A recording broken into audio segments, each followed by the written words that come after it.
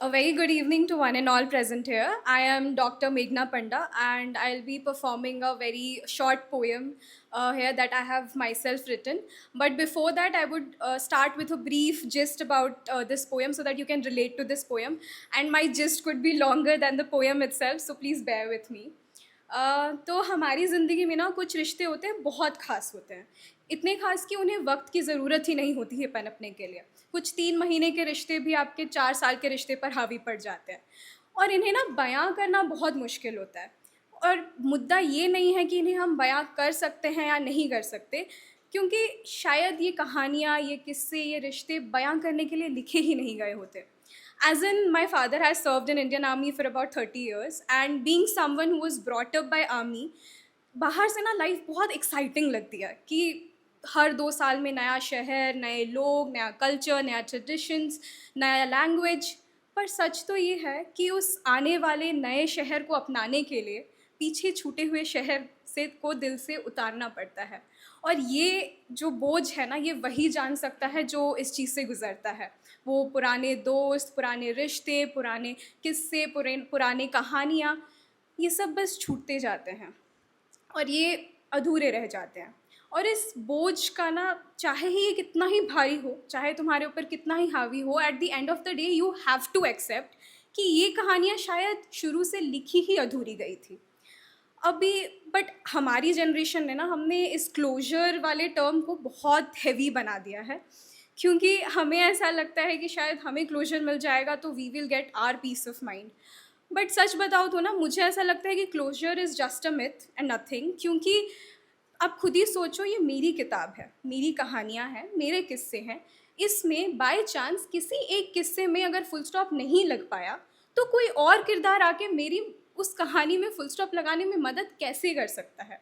हमें लगता है कि वो एक आखिरी मुलाकात, वो एक आखिरी बात सब सॉर्ट कर देगा, हमें हमारा क्लोजर दे देगा। बट इतिहास गवाह है कि वो एक आखिरी मुलाकात और वो एक आखिरी बात ने हमेशा चीज़ों को कॉम्प्लिकेट ही किया है, कभी सॉर्ट नहीं। रिसेंटली हम सब ने मुसाफिर कैफ़े तो देखी ही होगी। उस सीरीज़ को लेके सबके बहुत डिफरेंट पर्सपेक्टिव्स हैं and I respect that. But मेरा खुद का उसमें एक टेक है कि सुधा और चंदर का प्यार बेहद खूबसूरत था। उन्हीं खास रिश्तों में से एक जो जिसे कभी वक्त की ज़रूरत ही नहीं पड़ी पनपने के लिए। पर जितना एक्सेप्टेंस, जितनी इज्जत, जितनी डिग्निटी उस रिश्ते को मिलनी चाहिए थी, वो कभी मिल ही नहीं पाई। द रीज़न बीइंग कि अब वो रिश्ता सिर्फ उन दोनों के बीच नहीं था, अब उस रिश्ते पर काफ़ी सारा बोझ था, उन 8 साल की दूरियों का, नए रिश्तों का, नए कमिटमेंट्स का, उनकी खुद की जो डिफरेंट लाइफ गोल्स थी उसका। तो बीच ही इन सब बीच में ना क्या हुआ कि उस रिश्ते की खूबसूरती कहीं गुम सी हो गई। तो शायद कुछ कहानियाँ और कुछ किस्से ऐसे होते हैं कि उनका पूरा ना होना ही उनकी खूबसूरती है। वो खूबसूरत ही इसीलिए हैं क्योंकि वो अधूरे हैं। शायद उनका अंजाम यही लिखा गया है कि उन्हें हमेशा के लिए अधूरा ही रहना है। तो इसी पे मेरी एक पोयम है जिसका नाम है अधूरी बातें।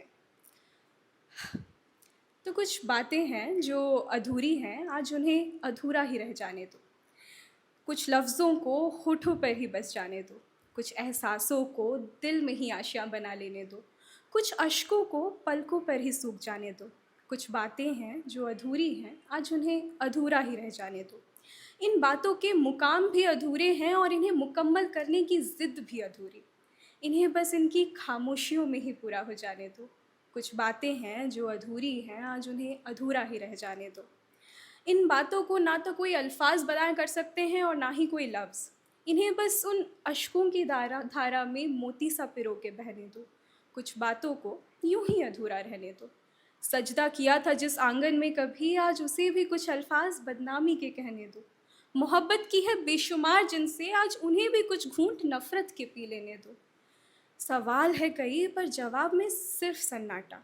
कभी कभी इस फितरत को भी हंस के अपनाने दो। अजनबी हूँ, अजनबी ही रहने दो ना, क्यों अपना बनाने की ज़िद पे अड़े हो। कुछ बातें हैं जो अधूरी हैं, आज उन्हें अधूरा ही रह जाने दो। इस वक्त की अंगड़ाइयों में कुछ करवटें बदलना तुम भी सीख लो। ज़माने के सामने उस मुस्कुराते चेहरे को थोड़ा आज छिप के भी रो लेने दो। वो हमेशा से चहचहाती चिड़िया, आज उसे भी गुमसुम सा बैठ जाने दो। ज़ख्मों को भरने की आदत थी जिसकी, आज उसे भी मलहम की भीख मांग लेने दो। खामोश हूँ, खामोश ही सही, इस घुटन को अंदर ही अंदर दबा लेने दो। और क्योंकि मेरा नाम मेघना है तो बरसात हूँ, जम के बरसने दो, पर उससे पहले इन काले बादलों को तो समेटने दो। एक रूह है जो टूट के बिखर चुकी है, थोड़ा वक्त दो उसे, आज उसे यूं ही टूटा रहने दो। कुछ बातें हैं जो अधूरी हैं, आज उन्हें यूं ही अधूरा रहने दो। Thank you.